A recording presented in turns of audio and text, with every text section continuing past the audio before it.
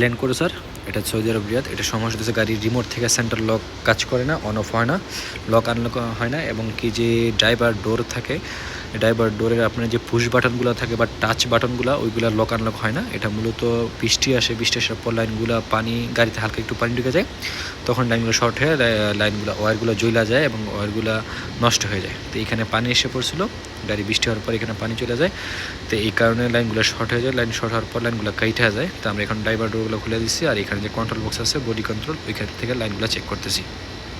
আর এইটা হচ্ছে আপনার কন্ট্রোল বক্স, এটা পুশ বাটন গাড়ি স্টার্ট হয় থেকে লাইন আপনার আমরা ল্যাপটপের মাধ্যমে লাইনগুলো চেক করতেছি, কারণ এখানে অরিজিনাল যে লাইনগুলো ল্যাপটপ থেকে চেক করা হয় এবং ওই অনুযায়ী কাজ করা হয়, কোনো লাইন বাইপাস করা হয় না, অরিজিনাল যে গাড়ির লাইন ওই অনুযায়ী ঠিক করানো হয়।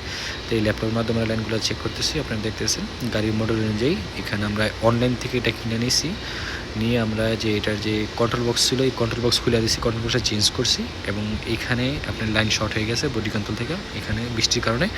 তো আমরা এখান থেকে লাইনগুলো চেক করতেছি যে কোন ওয়্যার কাইটে গেছে, কাটে নেই, সবগুলো চেক করতেছি। এটা দেখছেন সৌদি আরব রিয়াদ ল্যান্ড ক্রুজার।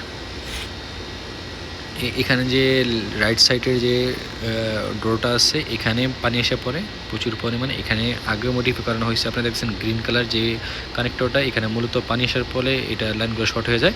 আর এখান থেকে এর আগে অনেকবার কাজ করা হয়েছে, লাইনগুলো কাটা ছিল, মডিফাই করা ছিল। আমরা এই সবগুলো মডিফাইড লাইন অরিজিনাল করে, আগের যে সেম সিস্টেম ছিল গাড়ির অরিজিনালি লাইন, ওই লাইন অনুযায়ী আমরা ফিটিং করতেছি এবং ওই লাইন অনুযায়ী আমরা কাজ করতেছি।